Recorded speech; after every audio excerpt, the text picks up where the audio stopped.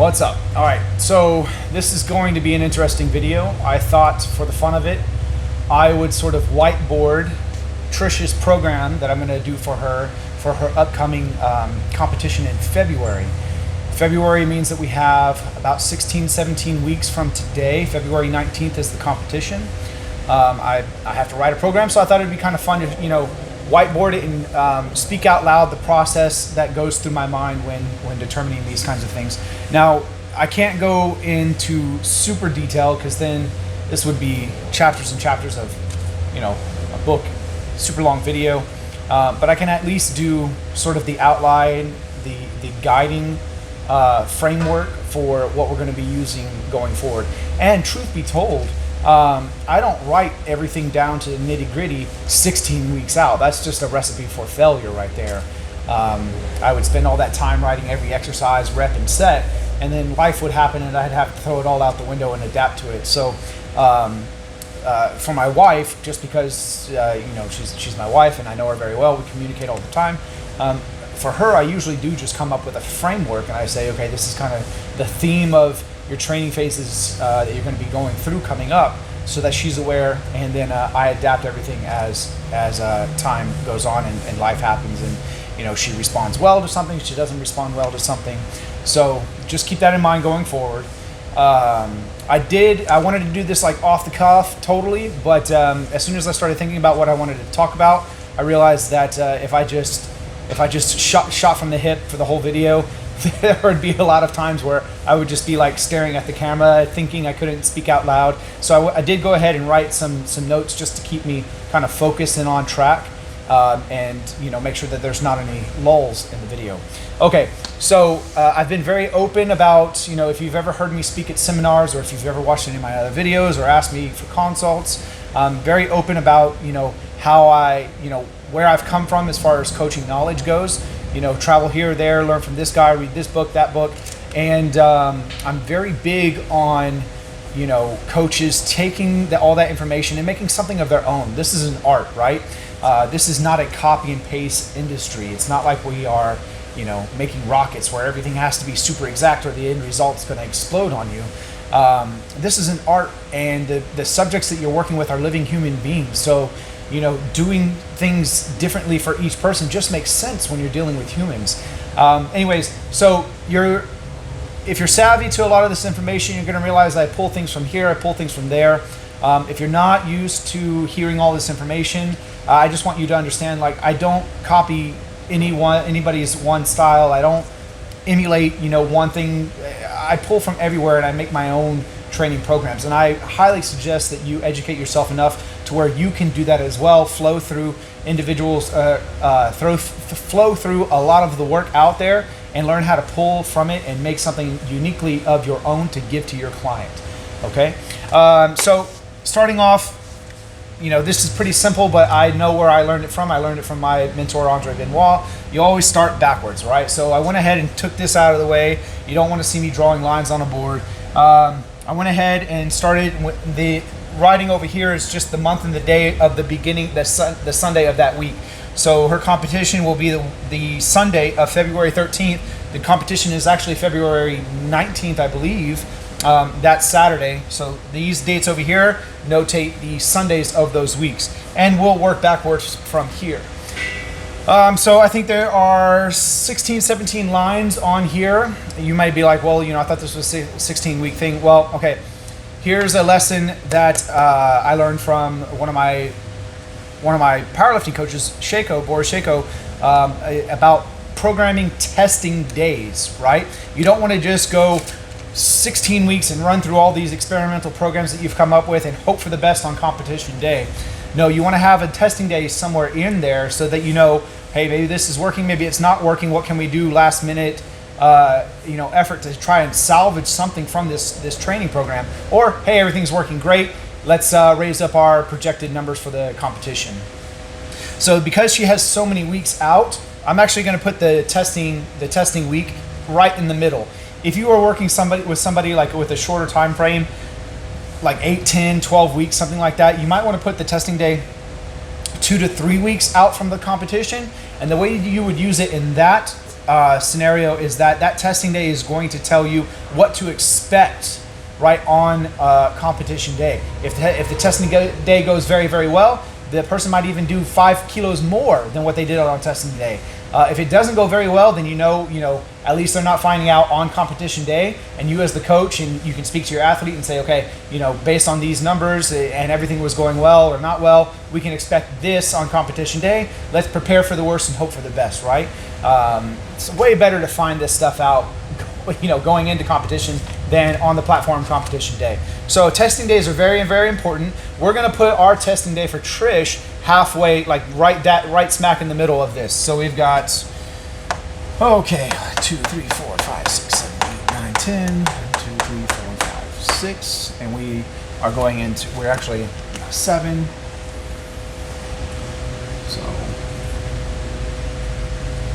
So this week right here. Okay, so we're gonna go 1, 2, 3, 4, 5, 6, 8. That should be it right there. Let's see, 2, 3, 4, 5, 6, 7, 3, 4, 5, 6, 7, 8, and we'll actually do that. We'll do that. So testing right there, and I'll explain why that works to have more weeks after than before on your testing week right there. All right, so we've got our testing week planned out. We another thing to do is mark out important dates. So we're going into fall. So obviously we know Christmas. We got New Year's here. We got Christmas here. Thanksgiving, right? And Halloween's not going to impact anything, right? So those are the major ones. Again, I'm just doing this as an example. I'm not going to get super nitty gritty, but you do want to mark out. And if ask your athlete if they've got any upcoming trips coming up, big blocks or like a week or 2 weeks where they're not going to be training, so you can plan for it.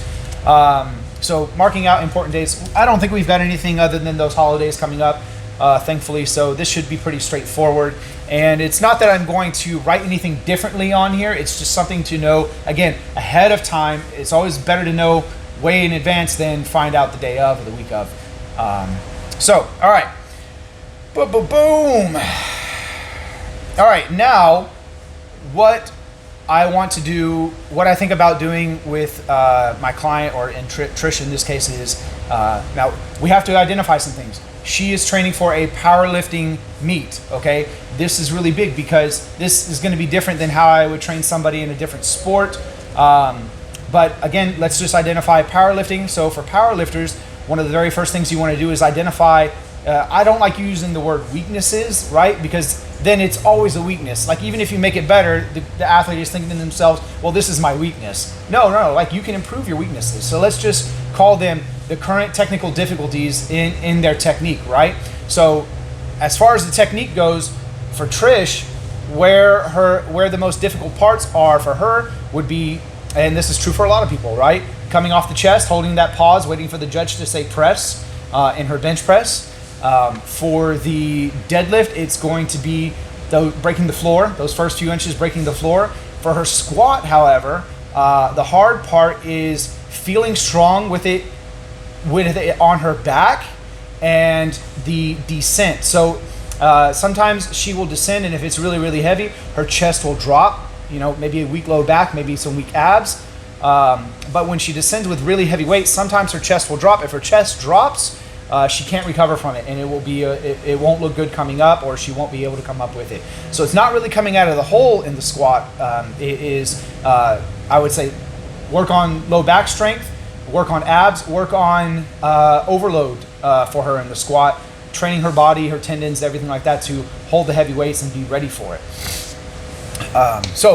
Identifying their technical difficulties in their technique is one thing you want to do starting off, and you're going to use those as sort of like a guideline on how to shape their training, right? So with her coming off the chest and the bench press coming off the floor and the deadlift, there are certain methods of training that improve that better than others, right? So again, just for instance, something that people are very familiar with is like lockout in the bench press. Well, if you're training to have a strong lockout, that looks completely different than somebody who's trying to learn to control the descent of a heavy weight or come off the chest, hold a pause with heavy weight in the bench press. All completely different. So again, you want to identify what's going to benefit the lifter most, and that's going to sort of determine how your training is going to be shaped for them. Okay, so we identified some of the technical things we need to work on in Trish's lifting in the 3 major lifts, and this is going to help us determine the phases. Right? I like to use the word phases. You can use blocks, whatever. I don't really care, but they are periods of training that share a common theme, okay? And I like to use that word too. The theme of this phase will be such and such. And when I'm talking to my athletes, they know what I'm talking about. Again, you want to have wiggle room. You don't want to write out every little detail in somebody's training program, because again, life happens. You might actually have to repeat a workout. You might do a workout one time, realize it's garbage for that person, and then you got to come up with something completely different, right? But if you use words and ideas that give you wiggle room, like themes and phases, you're not so stuck. Okay, you have that room freedom to breathe. Okay, we've got all that. When are we going to start writing stuff on the board? Oh, here we go. All right. All right. So talking about phases of training, I just wrote some some easy examples to understand. So we have phases that would be dictated or are dominated by, eccentric controlling of weights. We have phases that are dominated by the use of chains and overspeed devices or bands. We have phases that are characterized by chasing hypertrophy gains, right? So these are the elements that determine a phase I'm in for a given lifter. And some are more applicable to lifters in certain sports. Also, training age can affect these kinds of things as well. So Trish has been powerlifting at a very high level for a many number of years. Just as an example, seeking after hypertrophy, right, is not going to impact her lifts as much as it might a beginner who their brain has not talked to a muscle area as much. So the efficiency, the neural network is not as strong there.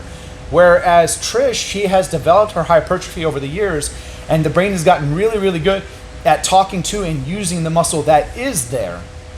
So if we spent our time, in these 16 weeks chasing more hypertrophy gains, well, that's going to take a long time for the brain to make use of that additional hypertrophy to lay down the neural networks, become very efficient at it. You're increasing the muscle fibers, but not the motor units in the muscle don't increase parallel with it, right, in a linear fashion. Those come with time. So, and then also she's an athlete in a sport with weight classes. So you're kind of like taking 2 steps back, chasing hypertrophy, depending on the kind of hypertrophy. We'll talk about that in a minute. But again, as you can see, hypertrophy might be useful for a bodybuilder, maybe even high school kids playing football, right? They're up and coming in their sports. You do want to spend a lot of time getting more muscle mass, more muscle fibers in there, so that in the future they have that there, and the brain can then make more use out of it. But for her, in this scenario right here, it's not going to be a very effective use of our time. Okay, let's see. Another thing you want to think about is, depending on the athlete in the sport and how I'm sorry, Trisha's phone is ringing. She's here cleaning the gym, but it's okay. So the type of sport is going to determine where you want to affect the force velocity curve. Okay, so let's see real quick. Up here, as an example, we have the force velocity curve. This is again something that if you're familiar with it, you're familiar with it. If you're not, just plant the seed in your head. Hey, go look up the force velocity curve. Realize that any point on the curve, if you train it to be better, it affects other points on the curve as well. It has the potential to affect other points on the curve. I don't want to say that it automatically does, but you have the potential to then train to affect that point on the curve. Okay, so for a power lifter, when they're performing their lift on competition day, it is a very, very slow, right, to the eye. It is a very slow lift. That is a type of muscle contraction that we can train her to be better at. But if we want to make sure that we're training at every possible angle as possible, every angle that's possible to get a better result in the end, we do want to, while we're very far away from the competition, we want to seek at moving the other points on that force velocity curve so that when it comes time to see an increase on the curve where she trains, right, we now have that potential to move that to the right, all right, to a better place on the curve. I know that's a little convoluted, but again, just plant the seed. If you're not familiar with it, go look up force velocity curve. Westside Barbell actually does have a lot of really good stuff explaining how to train that, especially for powerlifting. So you think about the force velocity curve, because that's also going to determine how you shape somebody's training, right? If somebody's in a very slow strength type of sport like powerlifting, you don't want their last phase of training to be something, very fast with lightweight. That's not going to carry over very well on competition day. And vice versa, if somebody's like, a sprinter, well, you don't want them moving like super maximal weights very slowly, lifting slow, performing very slow actions, the week of or the week before their competition. You want them going in, feeling fast, moving things fast, okay? So again, the force velocity curve is going to help you determine how to shape and layer their phases or blocks of training. All right, so let's see. Volume and intensity as well. Volume and intensity. Even though we are breaking these things down into phases, like individual phases, right? The overall theme of volume starts high, intensity starts low, intensity finishes high, volume finishes very low. That is still going to be present somewhat through the overall 16 weeks. If we were to plot out volume and intensity, you would still see an overall trend of volume going down and intensity going higher. Okay, so again, we draw a graph up here, and these are the weeks, and this is volume. We would see volume going down and intensity. We would see intensity going up, and this would be competition day. Now, it's not going to be linear like that, right? But the overall trend would be something like volume high, then it dips low, comes back up high, dips low. Undulating, right? That's the word that you're looking for. We would see an undulating trend towards volume decreasing and an undulating trend for intensity increasing over the course of this 16 weeks, okay? And again, that again is determining the types of training methods that you're going to be using, because something like cluster training, very high in intensity, is not going to be in a phase where volume should be high, right? And then something like giant sets, not that I would use giant sets with Trish and powerlifting, but giant sets, you're not going to be using very high intensity training. So that's going to be somewhere else in the training blocks where you're going to have something very high in volume, okay? Hypertrophy gains. All right, so I want to start writing something on the board, but truth be told, there's just so much to talk about before we actually put something down here. And here's another one as well. Programming technique versus strength work. Again, this is something that you're going to want to think about with your athlete. I'm going to use Trish here as an example. Again, she has been doing this for a number of years. Her technique is very, very locked in and good. So with her, I'm looking to make her technique stronger, right? You have to have a technique first to make it strong, okay? A lot of people out there, they put the cart before the horse and they try to get strong with no technique. They show up to meet day feeling strong, but when they go to perform their lift, their technique is all over the board, right? And just a 2% difference in lifting style, your body is essentially doing a completely different exercise, right? So bench pressing, if the bar were to hit here on my descent, and then on competition day, I go up just a little bit more, it's a completely different group of muscles I'm asking to lift that barbell. And then the whole 16 weeks prior, I've been hitting lower. It's not going to be the same. So with newer lifters, if we're, again, just talking about powerlifting, with newer lifters, this whole concept of like training phases and, you know, pulling out your toolbox and creating something spectacular and beautiful may not actually be where you want to, it may not actually be what you want to be doing with your newer lifters. Newer lifters can get by a whole 16-week cycle and you're just hammering that technique, right? This is exactly what I'm doing with my weightlifters. My young athletes, my kids in here, not my kids, but the kids at the gym and my kids. With them, it is just about changing it up a little bit for the psychological dynamic, right? To keep them interested and keep them coming back and feeling like something's a little bit different. But with them, it's always working on their technique, right? Because the more consistent their technique becomes, right? If you do a set of 5 reps, somebody doesn't have technique.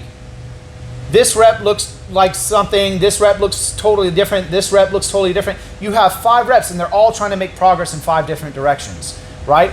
So you want to hammer down their technique. That way, in the future, right, when they perform a set of 5, now all 5 reps look the same. Now the progress is going straight up in one direction, okay?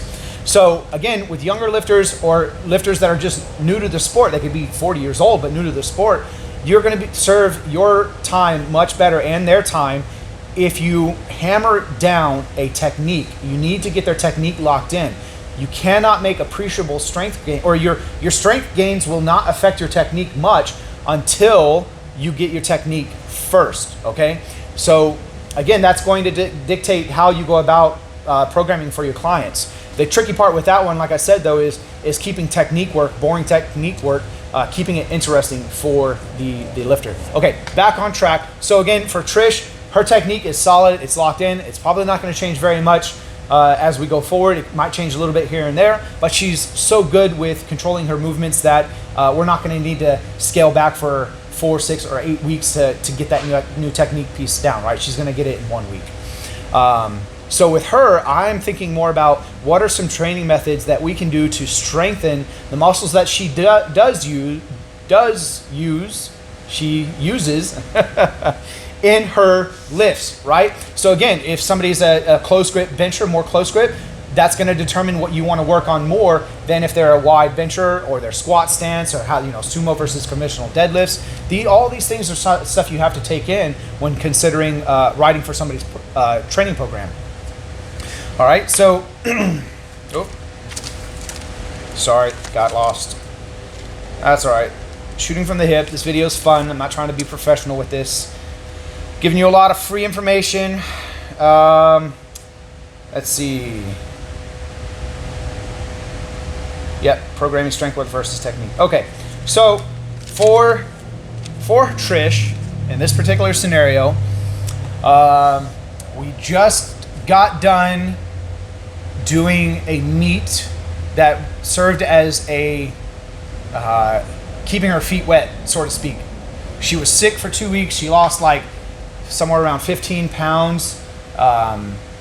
We had just a few weeks to prep her for this meet, and we used this meet just as a sort of a chance to make sure that her technique was still on point, see where her strength gains were, and nothing else, right? No expectations going in. She did well. Her technique was very good. She hit about around 90% of her best lifts, all-time best lifts at the meet. So even with the loss in weight and being sick the few weeks prior, she still performed very, very well. We have some solid baselines, which is always very good when starting, sitting down to write somebody's program.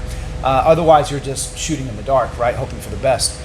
But anyways, she just came off of that, so we know where we stand with her as far as strength gains go. We know that we need to be working on regaining a lot of the strength that she lost. That will come back very quickly for her because she's been carrying it for so many years.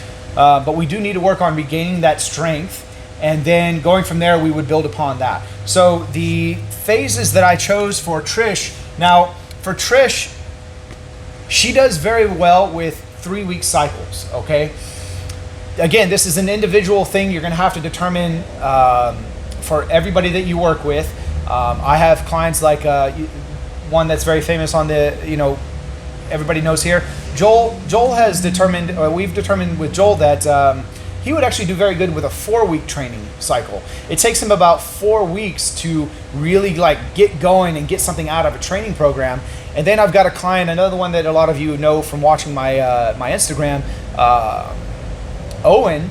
Owen is very good at, he's a very high level pole vaulter, okay? And the nature of his muscles and the way his brain is wired with his body, if I were training him specifically for pole vaulting, he actually might do very well with 2-week phases here and there, right? Maybe some 3-week phases sprinkled in, especially for, you know, gaining mass and gaining muscle because he is still so young. But for like speed, CNS work and things like that, I think he would adapt to things very quickly and he would do well with 2-week phases.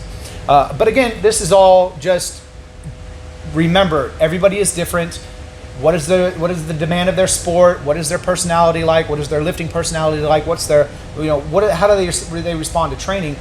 I don't expect you to know all this right off the bat, right? Somebody walks into your gym and you just know, hey, they're going to do well with 4 weeks. No, you've got to get to know the person. You got to see how they lift. But anyways, just things to keep in mind. So Trish does very well with 3-week cycles. So again, we're going to just block off 3-week. We're going to do 3-week blocks and we're going to fill those in. So we've got 3 weeks here, 3 here,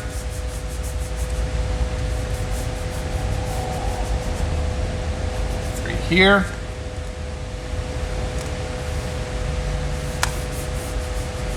3 here, and 3-week phase here.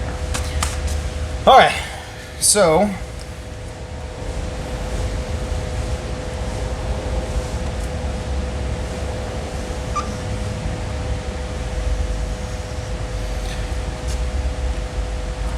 okay, so with her, okay, again, we're going to work backwards. We're going to work backwards here. One thing that I really like to do, especially with powerlifters and even weightlifters, is use straightforward linear periodization, starting about 3 or 4 weeks out from their competition. The reason being is because barbell sports are very technique specific.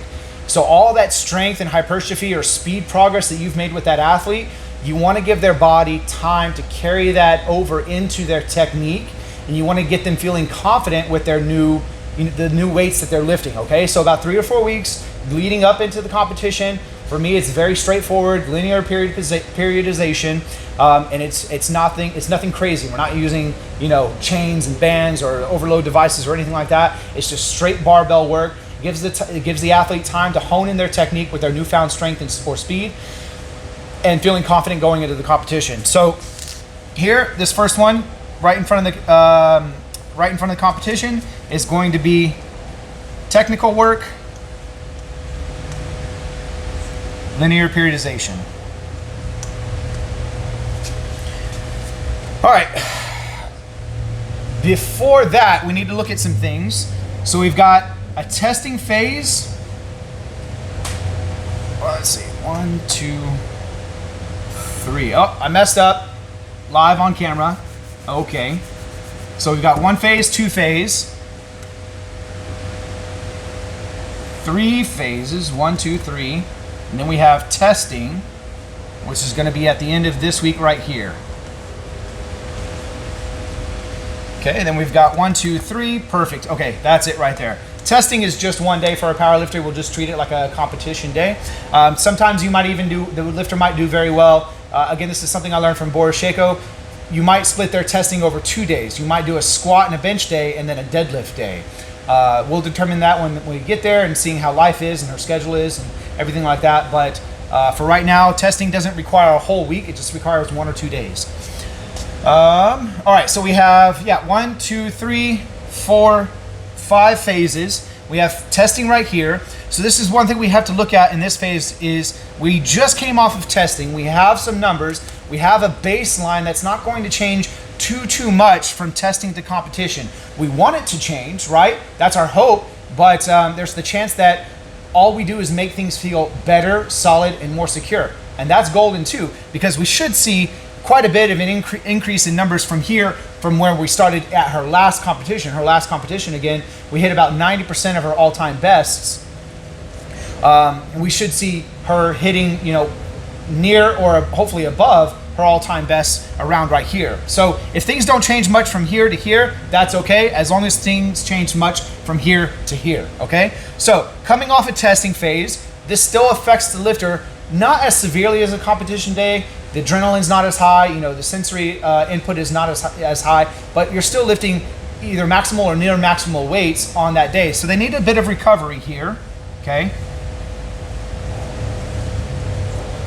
But the other thing is that their body just came from lifting very heavy weights. So as long as you handle it correctly, this next phase right here can be a very high intensity phase. And that's gonna be okay because, or that's what I wanna do, because she just came off testing and now I want to carry that over into this next phase here.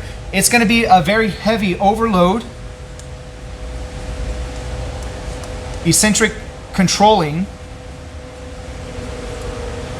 phase, right? So this whole phase is going to be dominated with lifts that are very slow in the eccentric phase. They're going to be dominated by lifts where, like reverse band squats, reverse band deadlifts, bench press, where her body is holding over what she was handling here. So again, as long as you handle the recovery and you make sure that you're watching them on testing days, right?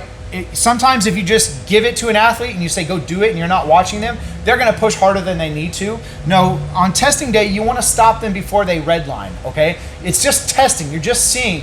You can use projected maxes, you can use heavy singles, you can do whatever you want. But what I like to do is again, it's a projected max. They're not hitting actual maxes. So they're not gonna tank as much as they do at a competition. We'll manage the recovery. She will be primed to go into this feeling fine. The first week, you're actually not even using over 100%. You might just be using very slow eccentrics. You might be using 90 to 95% on eccentric hooks, right? And when the hooks come off, now it's like 75, 80% on the bar. It's not too bad. It's just breaking the body into getting used to handling very, very heavy weights. That's one thing I like to do here. So that's what this phase is going to be dictated by. After this phase is done, like week 3, her body's going to be holding around 120, 130% of her maxes, her projected maxes. We're gonna back that off in this technical phase. It's gonna start very low in intensity and finish leading up to competition very high. That's gonna give her time body to adapt to those gains that she occurred here. She's gonna recover while training going forward. And then hopefully it all comes together here on competition day. Okay, going backwards even more, leading up to her first testing day, or her testing day, I'm going to use a method with her. I know that when I say it, it's going to be like, you're using what? No, it's just a name. It's just semantics, okay? But I am going to be using what we call the Bulgarian method with her. Now, in essence, the Bulgarian method is you go up to max, you scale back, a certain percentage. Maybe you drop down to 80%, 75% of whatever max you hit that day. And now you're working with sets based off that max that you hit that day. It's not that you're actually maxing out 100% every day, right? No, it is you're working up to a heavy single, backing off and using a percentage of that single. It's very effective. Again, you have to be watching your athletes, managing their loads, because when athletes hear that, they're like, oh man, I'm maxing out every day. I'm gonna push, I'm gonna shoot for these numbers. No, speed dictates everything, right? So as the coach, I'm gonna be watching her and I'm gonna say, okay, your speed's good, keep going up, keep going up. Some days she might hit like 85%, not very heavy. Some days she might even get close to setting a PR, right?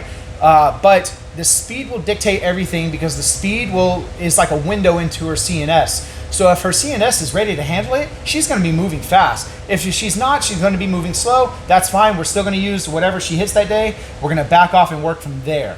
But that's a very good high intensity method, but it's a self-regulating high intensity method. So in reality, sometimes it's really high, sometimes it's really low. It's auto-regulated, so it's got some flexibility, and I really like it going into testing days, or testing weeks, whatever you want to call them. So we're going to say Bulgarian.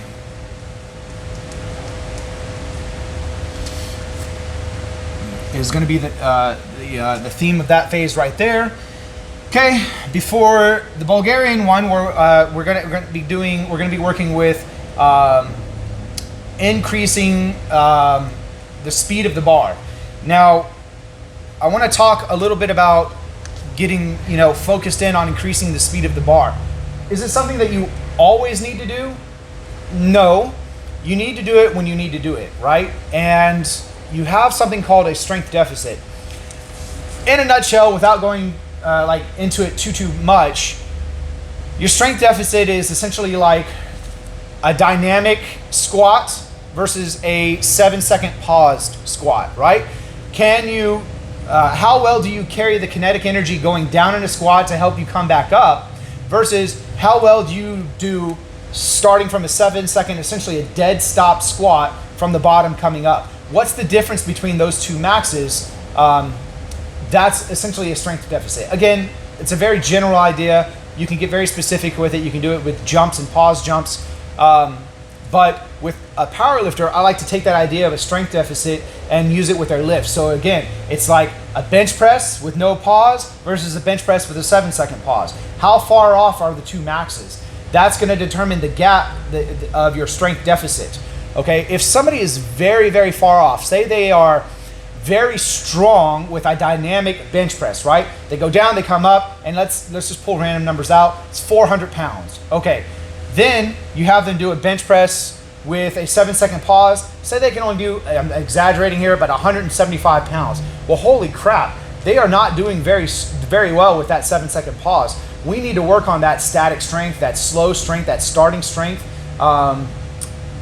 So keep that in mind, right? Yeah, speed work can be very effective, but I don't believe that you need to chase it all the time, especially in powerlifting with very good powerlifters whose maxes don't change very much from year to year to year, right? Maybe 2.5 kilos, 5 kilos.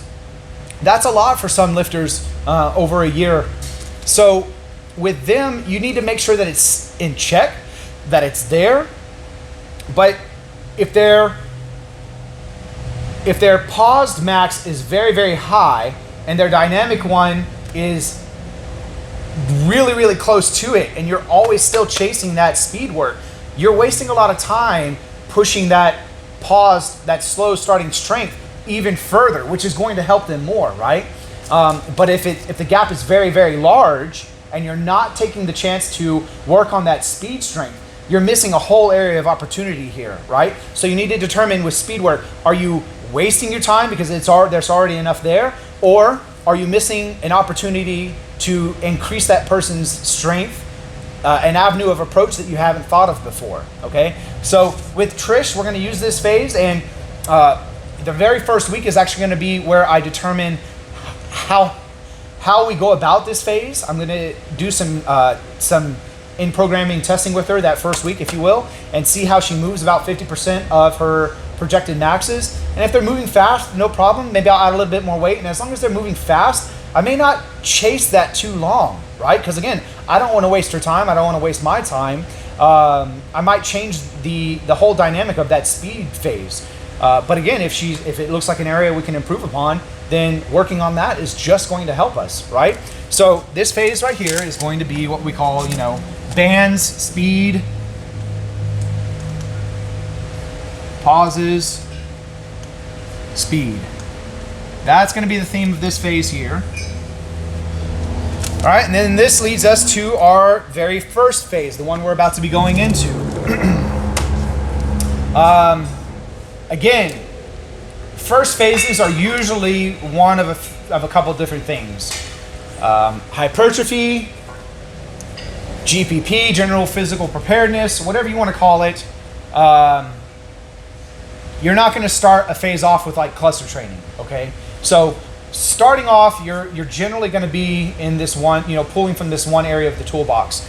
And again, as we discussed earlier, for her, chasing just pure hypertrophy, right, is going to be a waste of time. It's not going to be beneficial. We run the risk of bumping her up into a weight class. Again, not very good. And then it's also going to change her leverages too, right? If we spend 3-4 weeks pure hypertrophy, she gains 5-7 pounds, and she's gaining it in the thighs and the arms, the chest, the back. and now her lifts feel completely different. And then 8 weeks down the road, that hypertrophy subsides a little bit. She's changing leverages in the way her lifts feel throughout this whole this periodization. And again, half her effort is going this way with these leverages, and now half her effort is going this way with her normal leverages. So again, you don't want to change. I don't want to change her leverages. I don't want to change her body weight, her size too much. So we're going to be chasing a different type of hypertrophy called functional hypertrophy and somewhat relative hypertrophy. Functional hypertrophy. I'm thinking of relative strength. Again, shooting on the fly. But we're going to be chasing functional hypertrophy, which is we're going to increase size might come. That's not our goal. Size might come, but the rep ranges and the type of work that she's going to be doing is going to make sure that the hypertrophy she does gain is functional for her sport. Okay, so and chain work. I really like chain work for hypertrophy, especially in barbell sports and lifting sports where you have strength curves and you're trying to increase things across the whole strength curve, and not just hammering this one spot without chains. Anyways, I'm getting off tangent, but I really like chains in functional hypertrophy phases. So the very first phase is going to be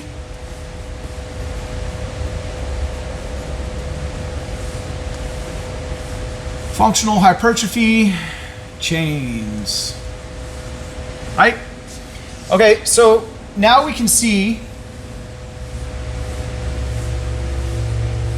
themes throughout the next 16 weeks that her training is going to be dominated by. So when she comes in these next 3 or 4 weeks, she knows that the rep ranges are going to be 6, 8, 10, something like that for her. She knows volume is going to be kind of high, intensity is going to be relatively low. We might be doing things with chains and other devices and other methods that affect the strength curve of her exercises. And she knows that while we're in here, we're working towards this next phase, right? So she has a general idea of what's coming. You don't need to determine every exercise, because here's the thing with accessory exercises, especially with weightlifting and powerlifting, is your accessory exercises are you're best choosing the exercises that address the weaknesses that you have right then and there. So during this entire 16-week block, right, she's still performing the bench press, the deadlift, the squat, and every time she's performing those lifts, we are watching to see where her form is. Are those technical breakdowns, are they happening at a different spot now? If they are, we need to change that accessory work. So planning out your accessory work 16 weeks in advance, again, it's just an exercise in futility. So the accessory work is going to change from week to week to week. One thing that I pulled from one of my interviews with Dmitry Klokov was what they did was essentially every week was a testing week. Every week was a testing week, not just of their lifts in themselves, but it was a testing week to determine if the accessory work that they were doing was benefiting them or not benefiting them. So every week, their accessory work was on the chopping block, right? Again, he went into much detail with it. I don't want to go off on too much of a tangent here, but it is an idea that I took away from him that there are no what's the word I'm looking for? There are no absolute accessory exercises, even for powerlifters, right? JM presses, close grip bench press work, nothing is absolute. It's all what the lifter needs when they need it. That's what you want to keep in mind. So for Trish and for other powerlifters even, I think that the most you want to do is, when you're writing out something like this, a 16-week block for them, the most you want to do is determine the themes of their phases, have your overall trend in volume and intensity. Make sure that you know your important dates. If you're going to have a testing date, if they've got if you've got major holidays coming up, if they have trips coming up, identify all those things. Map out a general guideline of what your training is going to be. Be able to verbalize to yourself, and if they can't you should be able to make this make sense to your lifter, right? If you can't make it make sense to somebody. Maybe you don't understand it as well as you should. Maybe it's too complicated. But this isn't hard. I know that, my talking abilities on in this video might seem like I'm kind of scatterbrained, and sometimes I am. But if I had to sit down and explain this to Trish, she's actually been here cleaning the whole time listening to me. I'm sure I could make it make sense to her. I know it makes sense to me. This phase is going to make this phase better. This next phase is going to make this next phase better. We're going to test you out. We're going to finish off with these two kinds of phases, and these phases are going to affect you this way on competition day. So again, if you can't make it simple, right? If you can't explain it to somebody and have it make sense, it might be too complicated. Strength training is not hard once you understand it, right? If you're a good coach, it's your job to make it not seem so mystical to your clients. It is to the outside world looking in, but your job is to take all these complicated ideas, force velocity curves, functional hypertrophy, all this complicated stuff. You need to be able to communicate it to them in a very simple way, right? So anyways, that is the overall theme for Trish's next 16 weeks of training. Now it's time for me to put my money where my mouth is, take her through this, and hopefully see some results. Does that all make sense, Trish? Yeah, see, she's been hearing me. She's been through this before. It makes sense a little bit easier for her than maybe some of your clients, but I hope that helps. I'm going to put this up. I'm not going to edit any of it. I know sometimes I got a little carried off here and there, but I think overall I got the idea across. I got the message out there that when you're designing a program for somebody, you kind of want to think about it like this. So if you have any questions on anything, you can reach out to me, or maybe this was a horrible video and you don't ever want to watch anything of mine again. Either way, thanks for watching. I'll see you next time.